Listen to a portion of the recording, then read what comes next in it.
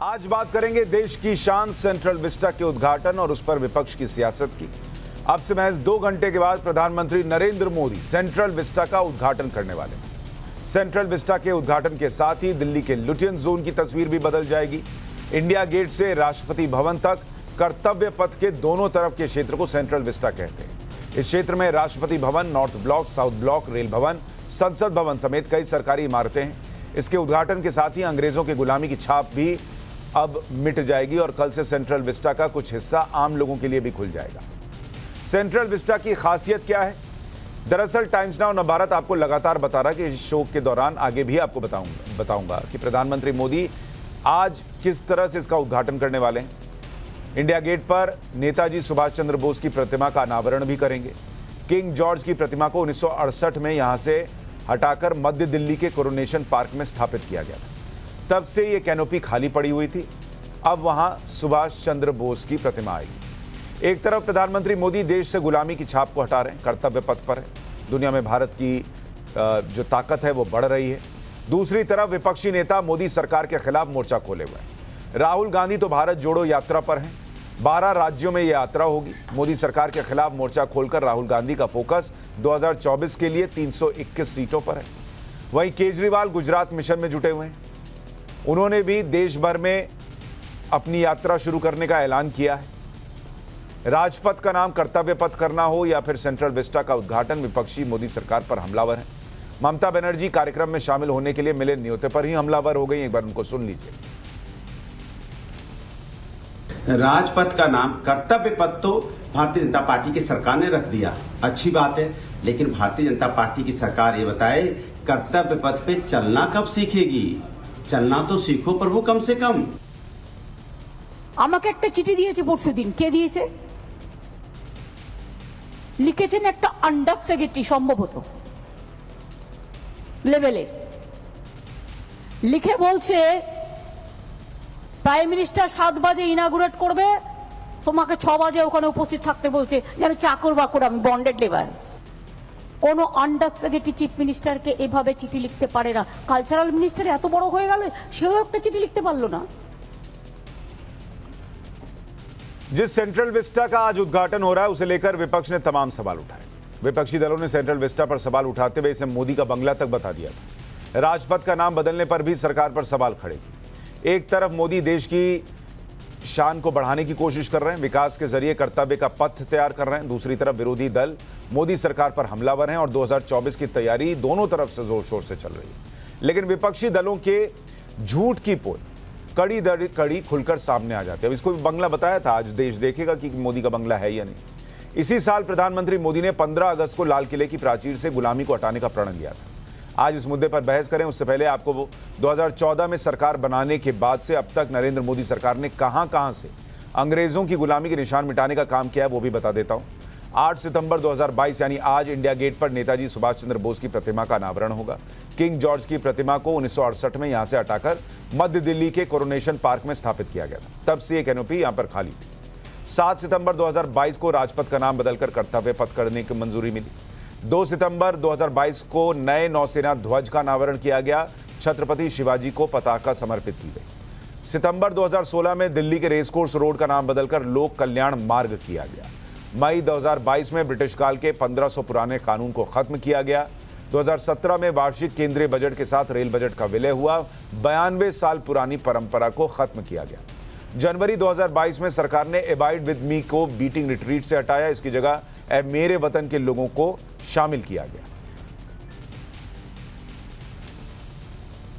किसी भी कोने में हमारे मन के भीतर, हमारे आदतों के भीतर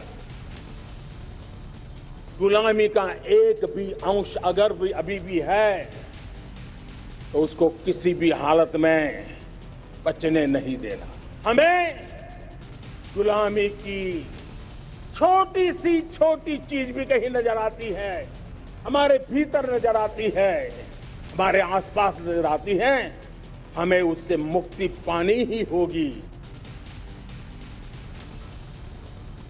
ऐसे में राष्ट्रवाद में आज के सवाल, राहुल केजरीवाल की यात्रा वर्सेस मोदी का कर्तव्य पथ, जनता किसके साथ चलेगी? मोदी का बंगला या देश की शान? कर्तव्य पथ, इसका जवाब भी आज पूछेंगे। विपक्ष का हर झूठ एक्सपोज हो रहा है, तो 2024 में नरेंद्र मोदी को कैसे प्रधानमंत्री बनने से रोकेंगे, ये तमाम सवाल आज पूछेंगे। संजू वर्मा, प्रवक्ता बीजेपी के, हमारे साथ जुड़ रही हैं। प्रोफेसर संगीत रागी, राजनीतिक विश्लेषक, जुड़ रहे हैं। तहसीन पूनावाला, राजनीतिक विश्लेषक, जुड़ रहे हैं हमारे साथ। इसके अलावा उदित राज, कांग्रेस के नेता, थोड़ी देर में हमारे साथ जुड़ जाएंगे। कुलदीप कुमार, विधायक हैं आम आदमी पार्टी के, वो भी हमारे साथ जुड़ रहे हैं। आप सभी का बहुत बहुत स्वागत है। चूंकि अभी उदित राज जी नहीं जुड़े हैं, तो तहसीन भाई, मैं आपसे ये प्रश्न पूछ लेता हूं पहले कि जिसको नरेंद्र मोदी का बंगला बताया गया था, आज पब्लिक जब देखेगी कि वो तो कर्तव्य पथ निकला और इसमें बंगला कहाँ है नरेंद्र मोदी का, जो नरेंद्र मोदी के नाम पर बना हो, तो क्या विपक्ष की जो छवि है, जिसमें एक क्रेडिबिलिटी को लेकर संशय लोगों के अंदर रहता है, वो और क्रेडिबिलिटी को लेकर लोग जो है सवाल पूछेंगे कि कहाँ है मोदी का बंगला? नमस्कार सुशांत जी, आपके शो में दोबारा से शिरकत करने का मौका मिला, इसलिए आपका शुक्रगुजार हूं। सभी पैनलिस्ट को, दर्शकों को नमस्कार करते हुए 2 या 3 चीज कहना चाहूंगा और आप आश्चर्यचकित होगी मेरी बात सुनकर। मैं ये नेम चेंजिंग का पूरी तरह से समर्थक हूं माननीय प्रधानमंत्री का। मैं बहुत खुश हूं प्रधानमंत्री ने ये नाम कर दिया कर्तव्य पथ। कभी कर्तव्य पे तो चले नहीं इस पथ पर, लोग बिना ऑक्सीजन के लोगों की शहादत हो गई, किसानों की शहादत हो गई, लेकिन चलो नेम चेंजिंग चल रहा है, इसका तो मैं समर्थक हूँ, बिल्कुल समर्थक हूँ। लेकिन मेरे कुछ सुझाव है, अगर आपके माध्यम से मैं माननीय प्रधानमंत्री जी को दे सकता, क्योंकि मैं जानता हूँ कि पीएमओ और प्रधानमंत्री जी आपके शो को बहुत गंभीरता से देखते हैं। इस रेनोवेशन में जो सेंट्रल विस्टा का रेनोवेशन किया, वहां पे एक पथ का नाम इनको रखना चाहिए सहयोगी पथ, और वहां पे 2 नई बिल्डिंग बनानी चाहिए, सीबीआई और ईडी के पथ की बिल्डिंग है, ताकि जो विपक्ष पे रेड्स होते वो सहयोगी पथ। और एक वहां पर बीजेपी का कार्यालय जो है उसका भी नाम रीनेम करना चाहिए उस रोड का, और उसका होना चाहिए मंडी पट, क्योंकि सब्जी की मंडी में किस तरह से आप खरीदते हो, ऐसे बीजेपी एमएलएस को खरीदते हैं, विपक्ष के एमएलएस को, तो वहां पे नेम चेंजिंग का मेरा एक सुझाव है। जहां तक आपका एक स्पेसिफिक सवाल था प्रधानमंत्री जी के बंगले को लेकर, मैं अक्सर इस तरह की टिप्पणी माननीय प्रधानमंत्री पर नहीं करता हूं, लेकिन आपके दर्शकों को एक चीज बता दूं, ये बिल्कुल सही है, प्रधानमंत्री का एक बंगला बन रहा है। ये नहीं कि मोदी जी का बन रहा है, प्रधानमंत्री का एक बंगला बन रहा है, और ऐसा बंगला बन रहा है प्रधानमंत्री का कि उसमें प्राइवेट टनल होगा सिर्फ, जिसमें प्रधानमंत्री जी जा सकते हैं। तो मैं ऐसी कल्पना करता हूं कि आज ओणम का शुभ दिन है, भगवान हमारे देश तो तहसीन पूनावाला जी, पहली बात तो आपने क्लियर किया, अच्छी बात है, लेकिन मैं हर बार ये आश्चर्यचकित रहता हूं कि आप कुछ जो बोलते हैं, वो राहुल गांधी जो बोलते हैं उसमें जमीन आसमान का फर्क होता है। आप उसे प्राइम मिनिस्टर का बंगला बता रहे हैं, राहुल गांधी उसे मोदी जी का बंगला बताते हैं। और सर, मैं आपको एक बात बताऊं, उसमें एक पंखा, एक खिड़की भी जो लगेगी ना सर, वो देश के प्राइम मिनिस्टर के लिए, राहुल गांधी को तो खुश होना चाहिए, वो भी तो प्राइम मिनिस्टर बनेंगे ना सर।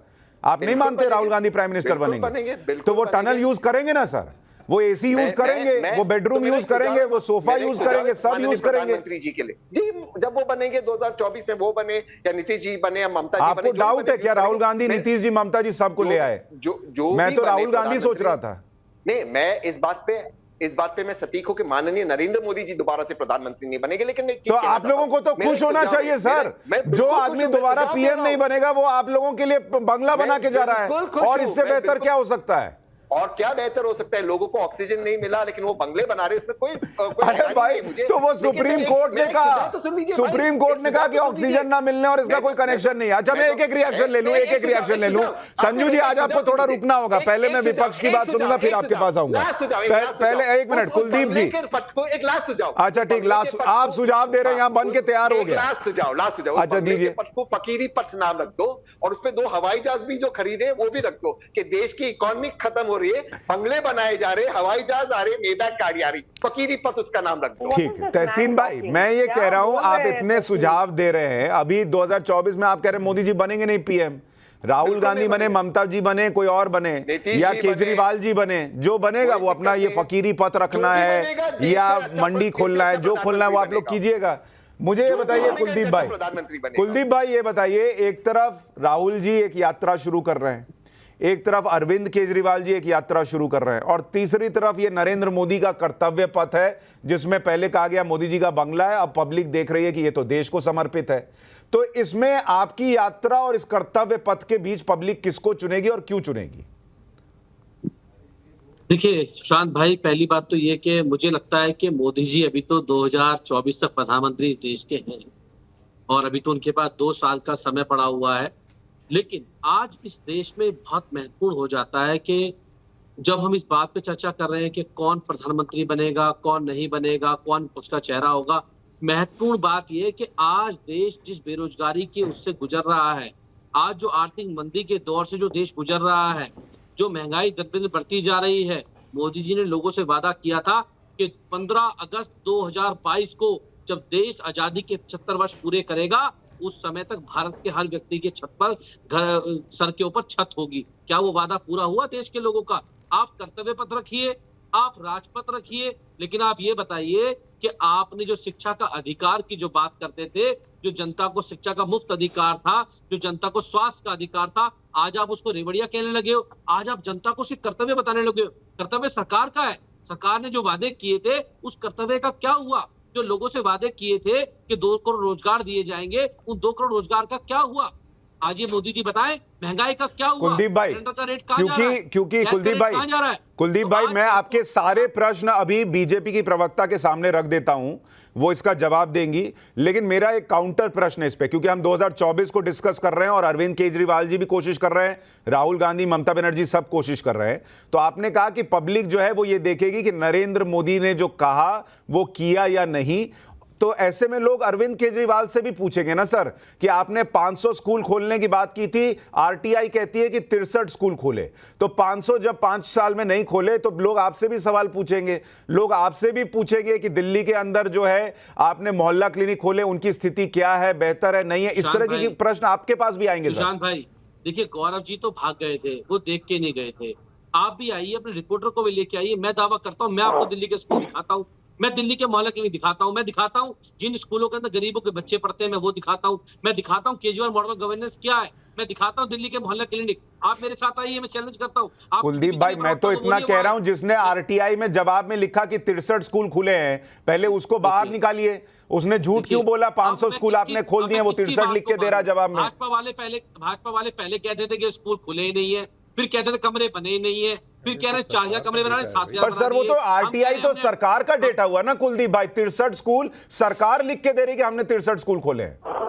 देखिए, मैं फिर बता देता हूं आपको, दिल्ली के अंदर जो भी लैंड है वो डीडीए के पास है। दिल्ली के अंदर हम लोगों ने दिल्ली के अंदर 22,000 क्लासरूम बनाए हैं पूरी दिल्ली के अंदर, और मैं आपको दिखा दूंगा कहां बनाए। दिल्ली के अंदर लैंड जो है, कुलदीप भाई उसमें भी प्रश्न है। सीवीसी कहती है आपने टॉयलेट को भी क्लासरूम गिन लिया है, सीवीसी की रिपोर्ट है। सीवीसी की कौन सी रिपोर्ट आप पढ़ रहे हैं मुझे नहीं पता। शायद सर अभी एलजी ने उस पे एक्शन के लिए बोला है सर। अगर आपने देखिए, एलजी साहब तो खुद भ्रष्टाचार में फंसे हुए हैं। पहले एलजी साहब उसका जवाब ठीक है। हम तो कह रहे हैं आपने सीबीआई ने सारी जांच कर ली, अब सीबीआई से हम कह रहे हैं वो भी तो जांच कर ले, एलजी साहब की जांच कर ले, शिवराज सिंह चौहान की जांच कर ले। वहां पे ऑडिटर जनरल क्या कह रहे हैं? नहीं, शिवराज सिंह चौहान वाले पे मैं आपके साथ हूं सर। शिवराज सिंह चौहान में वहां जो मध्य प्रदेश में आया उसकी जांच होनी चाहिए, लेकिन एलजी वाला मैं आपको बता दूं, जो आप लोग 1400 करोड़ का घोटाला बता रहे थे, उसमें सीबीआई ने उनको क्लीन चिट दे रखी है। ये आपको नेताओं को शायद पता नहीं है या क्या है, मुझे नहीं पता।